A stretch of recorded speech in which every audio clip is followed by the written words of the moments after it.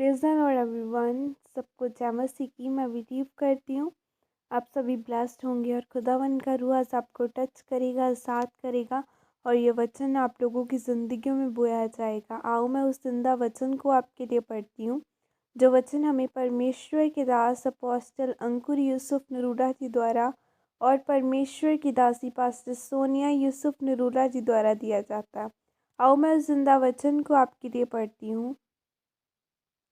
शैतान की योजना को समझें, जैसे कि पवित्र बाइबल निगरमन 5:5 से 7 आयत में लिखा है। और फिरौन ने कहा, सुनो, इस देश में वो लोग बहुत हो गए हैं, फिर तुम उनको उसके परिश्रम से विश्राम दिलाना चाहते हो।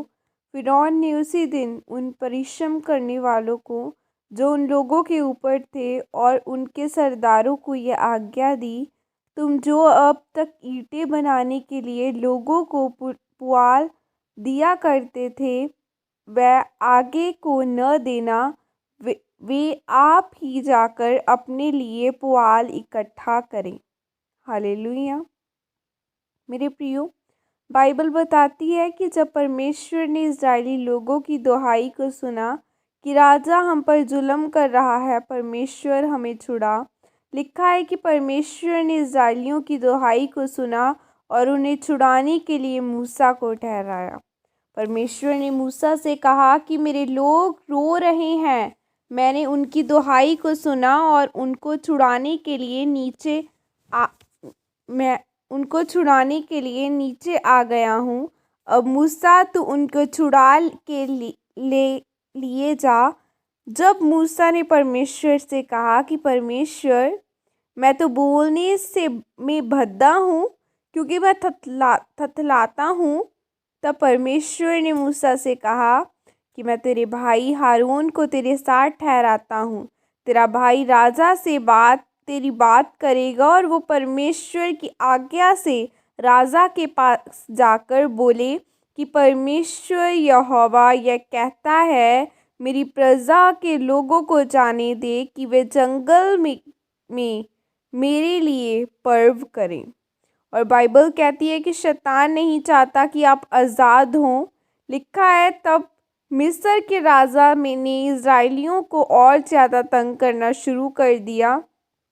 इस पर इजरायली मूसा और हारून को कोसने लगे और कहते थे कि आपके कारण हम संकट के दिन आ गए हैं, हमारी मुश्किलें पहले से भी ज़्यादा बढ़ गई हैं। और राजा फिरौन ने कहा कि इन पर इतना भार डालो कि वह झूठी बातों पर मन लगाना बंद कर दे।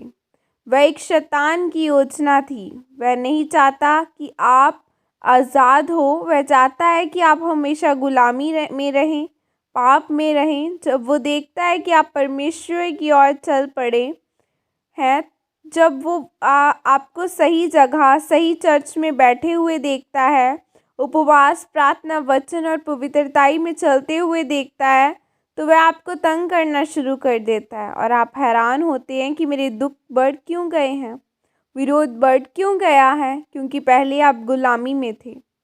जब मूसा ने इजरायलियों के देखते मिस्र के राजा के सामने चिन्ह दिखाए जो परमेश्वर ने उन्हें दिए थे, कि मूसा की लाठी सांप बन गई, उसका हाथ कोड़ी हो गया, जब उसने दोबारा अंदर रखा तो वो शुद्ध हो गया। लेकिन इजरायली फिर भी मूसा पर कुड़कुड़ाते रहे। और यही शैतान चाहता है कि आप अपने विश्वास में मजबूत न हो, क्योंकि उसको पता है कि अगर अब यह मसीह में गया तो यह आज़ाद हो जाएगा, यह बंधनों से छूट जाएगा और फिर दूसरों को भी छुड़ाने के लिए शैतान आप पर दुगना अटैक करता है। इसीलिए मेरे प्रियो, आज आप चाहे जिस भी परिस्थिति से जूझ रहे हो, आपको अपने विश्वास में बने रहना है और प्रार्थना करते रहना है। तब परमेश्वर आपकी प्रार्थना के उत्तर देगा और आपको एक बड़ी गवाही के साथ आशीषित करेगा। आमीन। और यह अंगीकार आपके द्वारा किया जाए। सर्वशक्तिमान परमेश्वर, इस वचन के लिए पिता, मैं आपका धन्यवाद करती हूँ। और परमेश्वर, मैं यह अंगीकार करती हूँ कि मेरे जीवन की चाहे कोई भी परिस्थिति हो, मैं अपने विश्वास में बनी रहूँगी और प्रार्थना करती रहूँगी, फिर आप पर भरोसा रखूँगी, ताकि मैं आपकी अगुवाई से छुटकारा ले पाऊँ। प्रभु यीशु मसीह के सामर्थ्य नाम में मांगती हूँ, आमीन, हालेलुया। आज आपको प्रार्थना में बने रहने की ज़रूरत है, चाहे कैसी भी परिस्थिति हो। कुड़कुड़ाना नहीं है इज़राइलियों की तरह कि आज ये क्यों हुआ, वो क्यों हुआ। खुदा पर भरोसा रखना है, क्योंकि खुदावन से बड़ा कोई भी नहीं है। वो आज भी अपने लोगों को चंगा करने की सामर्थ्य रखता है। वो आज भी अपने दूतों को हमारे निर्मित आज्ञा देता है कि हम जहाँ कहीं चले वो हमारी सहायता करे। सो कुड़कुड़ाना नहीं है, कुड़कुड़ा कर अपनी जो ब्लेसिंग आपके पास है भी उसे भी नहीं गवा लेना।